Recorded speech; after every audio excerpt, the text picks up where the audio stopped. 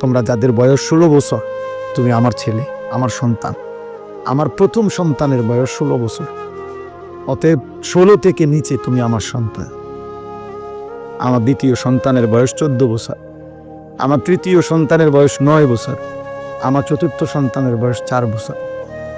অতএব 16 থেকে নিচে যারা আমার সন্তান, তুমি এর চাইতে বড় যারা আরেকটু, তোমরা আবার ছোট ভাই।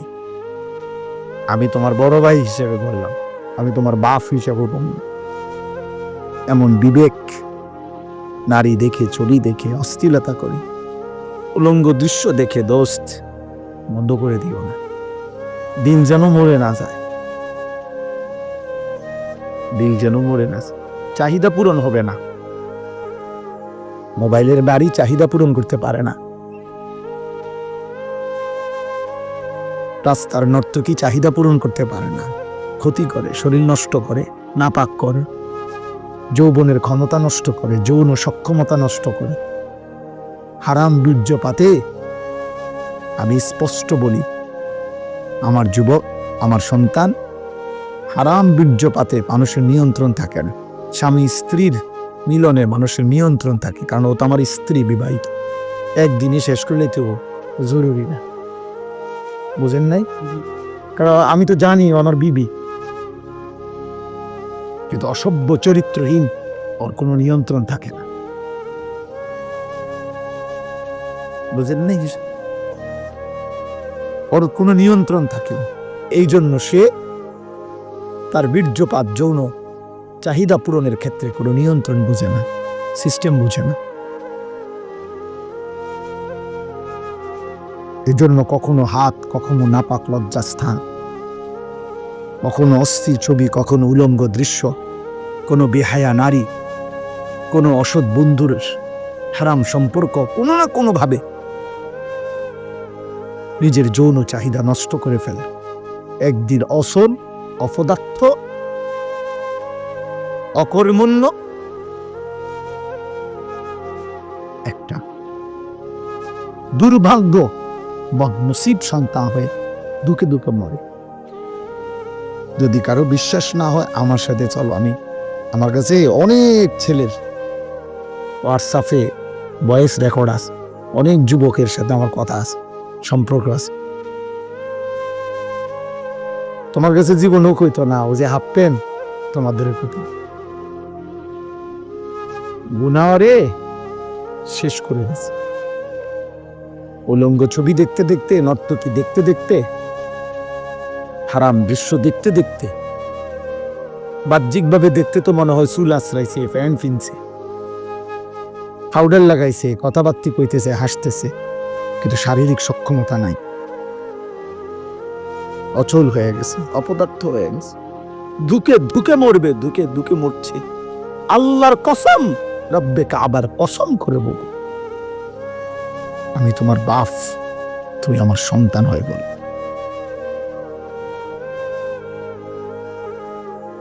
তোমরা বেনামাজি ছেলে এবং মোবাইলে আসক্ত ছেলে, যারা নিয়মিত মোবাইল, বড় মোবাইল ব্যবহার করো, তোমরা এখন দাঁড়াও।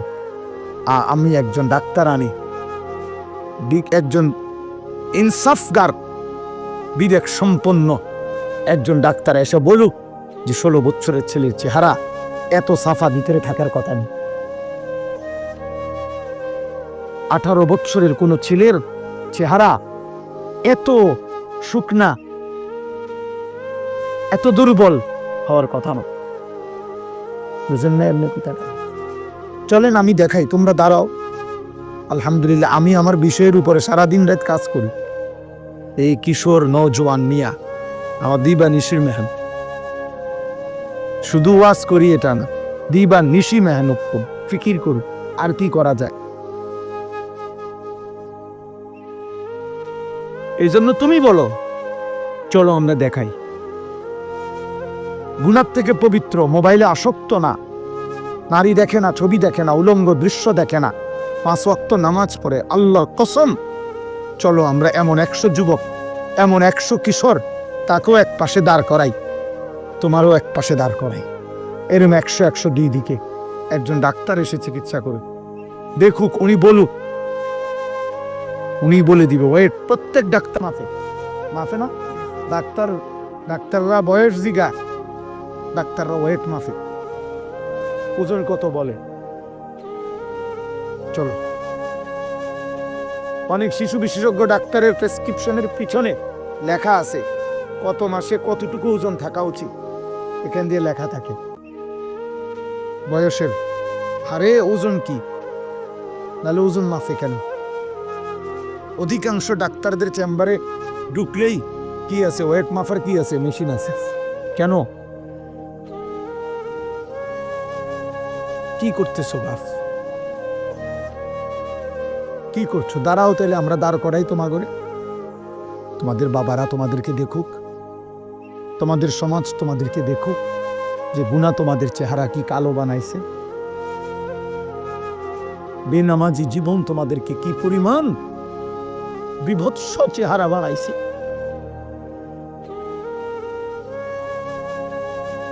কারে দেখো আব্বা? মোবাইলে কার ছবি দেখো? তোমার মা? ওই নারী তোমার মা?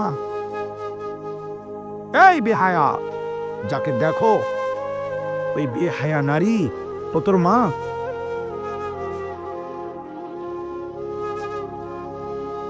একটা অসভ্য যুবক, কল্পনা কর না ফরমান, তোর মাকে যদি কেউ এমন দেখে,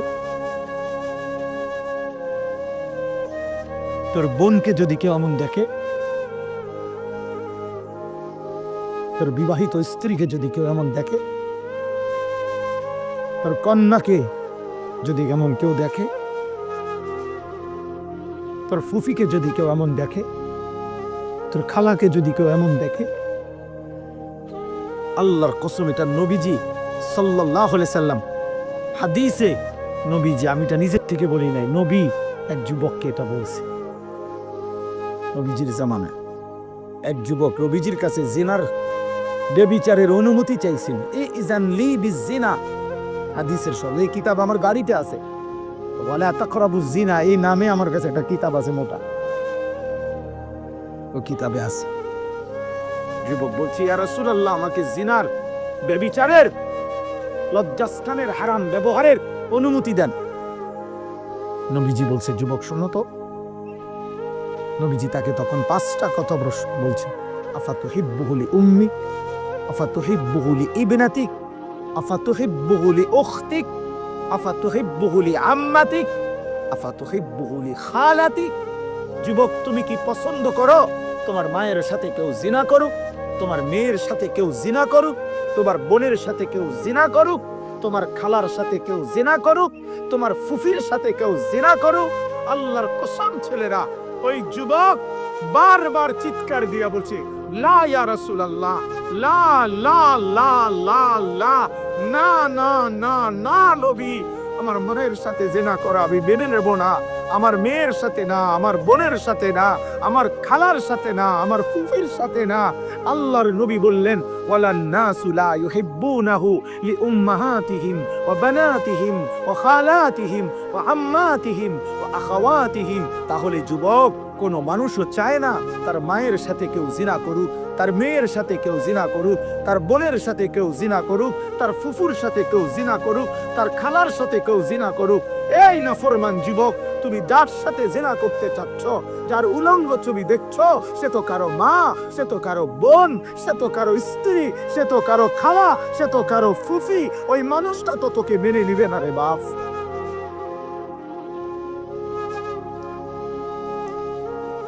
তুই কার মা দেখোস?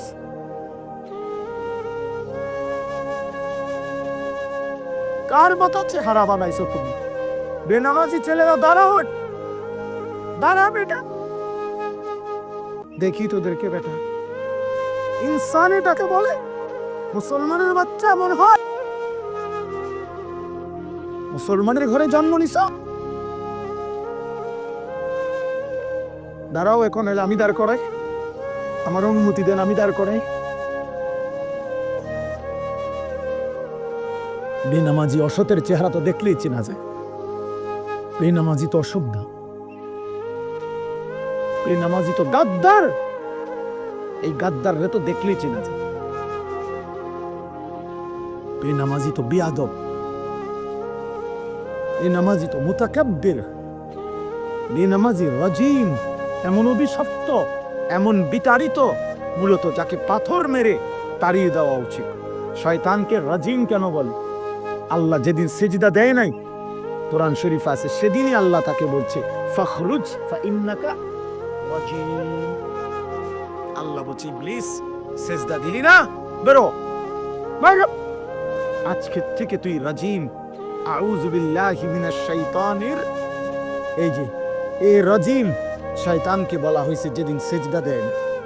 আর রাজিম বলে কাকে? শোনো ভাইয়া, তাফসীরের মধ্যে আছে রাজিম মানে হলো ওই ব্যক্তিকে, ওই সত্তাকে বলে রাজিম যাকে মূলত পাথর মেরে মেরে তাড়িয়ে দেওয়া উচিত। আল মাতরুদ, যাকে বিতাড়িত করে দেওয়া উচিত। এই জন্য অর্থটাই রে বলে যে আমি বিতাড়িত শয়তান হতে আল্লাহর কি চাচ্ছি? এ বিতাড়িত শব্দের আরবি কি? রাজিম, যাকে পাথর মেরে বিতাড়িত করে দেওয়া, এই সমাজচ্যুত করা উচিত। এই